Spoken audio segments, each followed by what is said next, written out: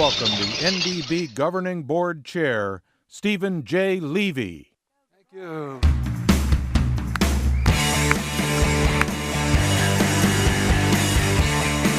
Good morning. Good morning. Oh, that's very good. Thank you. Welcome to our second general session. I hope your experience at the conference has been as fruitful as mine has been thus far. We had a great general session yesterday, and today will be just as informative, hopefully exciting for you, and insightful. However, as we saw from yesterday, it will be difficult to match the passionate and invigorating message from our own CEO, Joe Jobe. Surely you will agree, you will not hear anyone as passionate about biodiesel as Joe. And I would like to take this opportunity to thank you, Joe, for your NBB leadership, commitment, and passion. Thank you. So let's get started. And of course, we begin with a story. It's about a man whose life truly mirrors ours and what our industry has experienced and what we continue to experience today. This great man once said, "Opportunity is missed by most people because they're dressed in overalls and looks like work." But our industry was built just on that kind of opportunity. The vision and the determination of farmers who became fuel pioneers, creating our industry, launching it from nothing to nearly 2 billion gallons of production in what is really a short period of time and in the face of some very long odds. We're still a very young industry, and as the events of the last year brought home, still very much an underdog. Congress's failure to quickly extend the tax break and the proposal to lower the RFS volume hit us like a double sucker punch. It took a real toll for many of our industry, and it still is. But make no mistake, it's extremely hard in the face of extraordinarily well-funded, influential opposition to put your chin up and raise your eyes to a prize that seems to have zoomed out of reach. But that same great man also said, our greatest weakness lies in giving up. The most certain way to succeed is always to try one more time. Like our industry, the great man started as an underdog. His teacher found him so disruptive and unfocused, he deemed him addled. The boy left school with just a few months of formal education under his belt. But he dedicated himself to self-learning. In childhood, an illness profoundly damaged his hearing, and he eventually became completely deaf in one ear. But remarkably, he chose to view this challenge not as an impediment, but as an advantage. He claimed that having limited hearing allowed him to concentrate better without the distractions of background noise. And he also started working at the age of 12, while simultaneously tinkering with machinery and experiments. One of his experiments exploded in the baggage car of a train where he sold newspapers and other goods. Of course, he got fired. A second experiment spilled acid on his boss's desk, getting him fired again. One of his first successful innovations was a mechanized device to make counting ballots faster and more accurate, but shockingly, the politicians of his day had no interest in such a device, and he couldn't find a buyer. By his early 20s, he was broke, living in a Wall Street office, thanks to the kindness of a friend. But it was there that he developed a new and better stock ticker, marking his first commercially successful innovation. Eventually, he became one of America's most prolific inventors and among its most successful businessmen.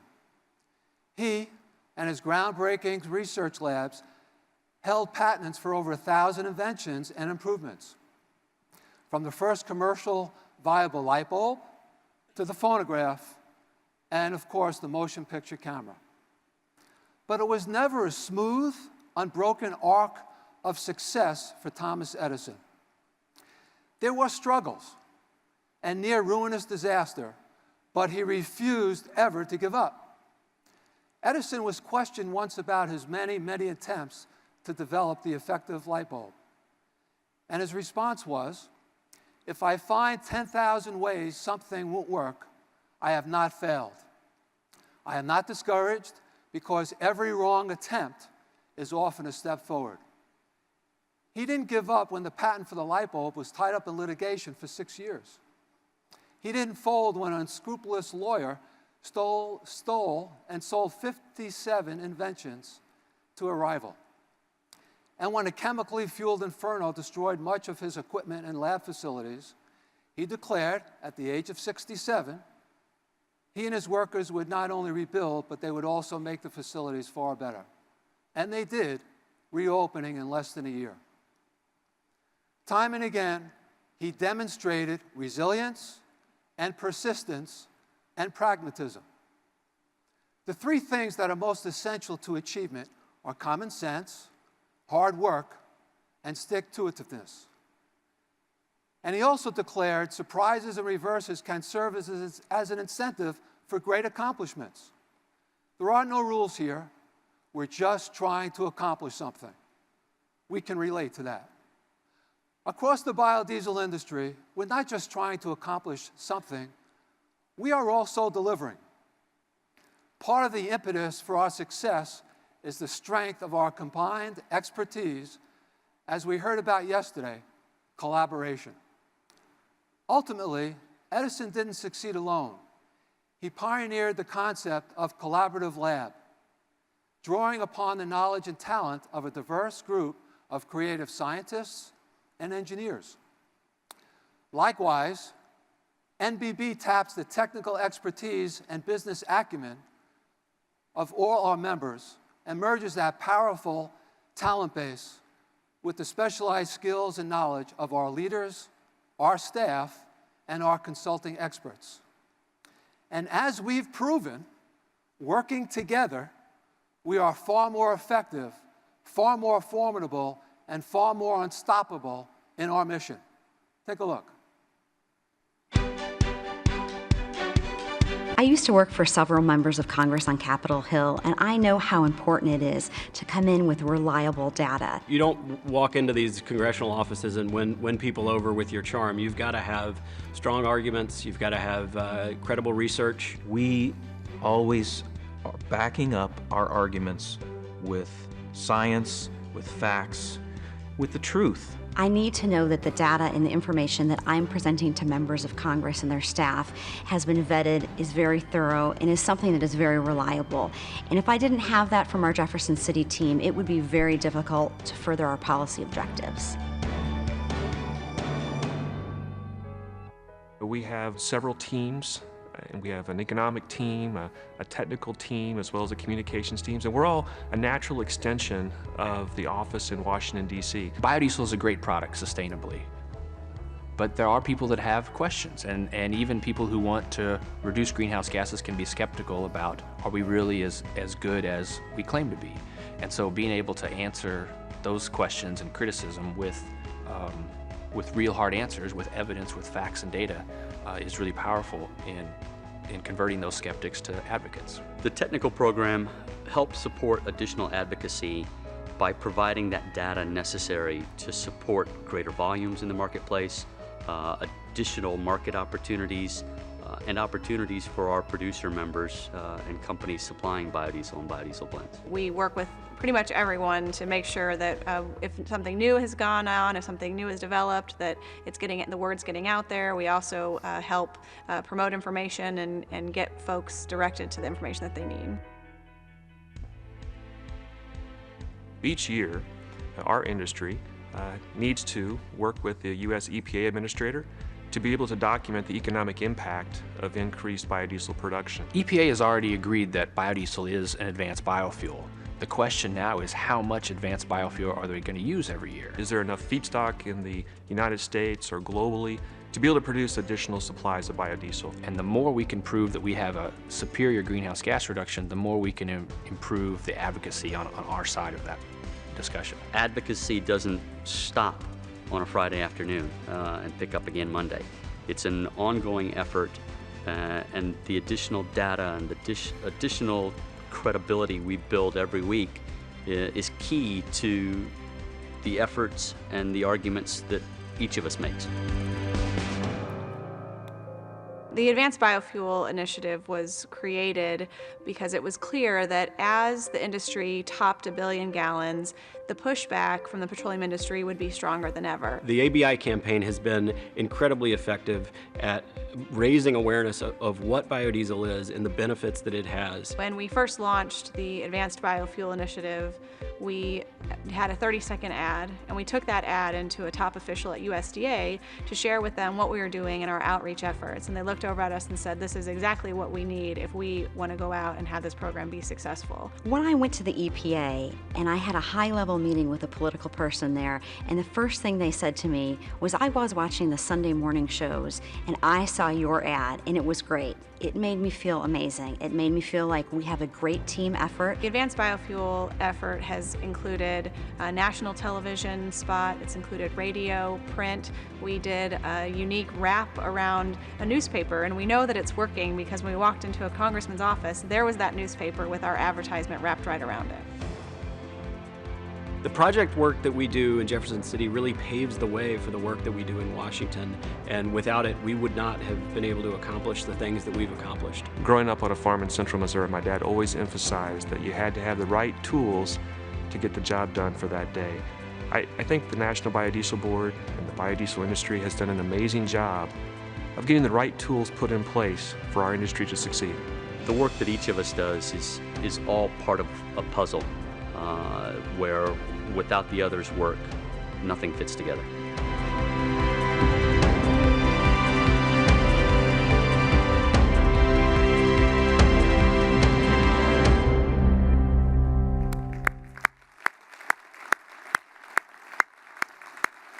Well done.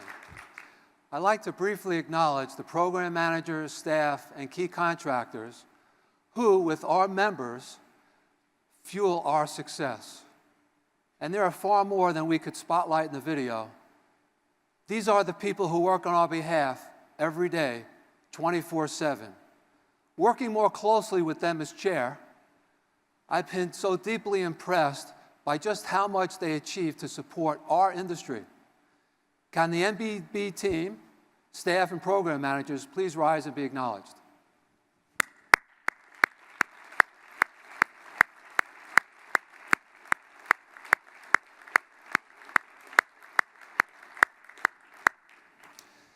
So, together, despite the opposition, despite the disappointments and log jams, we are still forging ahead, making significant accomplishments.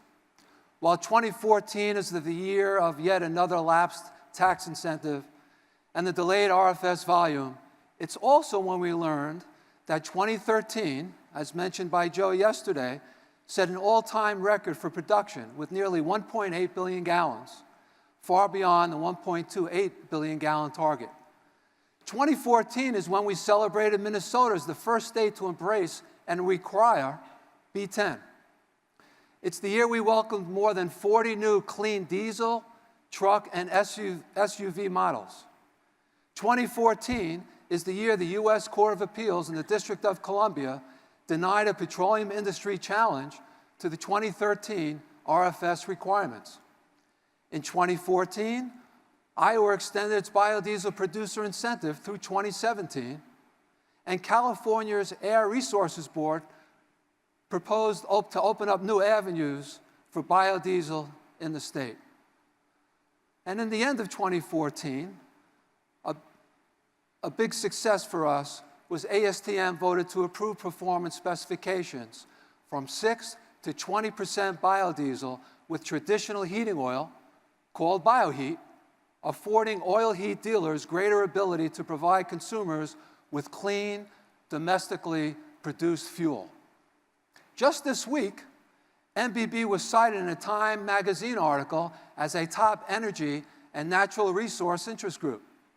These accomplishments, and many, many others, are too significant to be overshadowed by the frustration and uncertainty of this past year. One of the traits that helped propel Edison's business success was his insistence on developing technology and products that people actually wanted. The American public wants clean energy. They want a diverse fuel supply.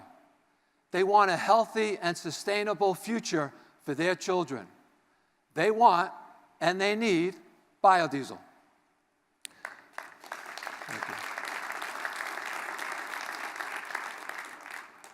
As we all know, probably the most famous Edison quote is this: "Genius is 1% inspiration and 90% perspiration." But there was a line following that epigram which is also worth remembering. Accordingly, a genius is often merely a talented person who has done all of his and her homework. Our homework as NBB staff and stakeholders is to embrace and build upon the enormous work and the significant strides we have made in our growing industry. Our homework is to continue to work together and give one voice to the positive impacts and promise of biodiesel to afford Americans fuel choice, reduce carbon emissions, and a renewable, reliable fuel source.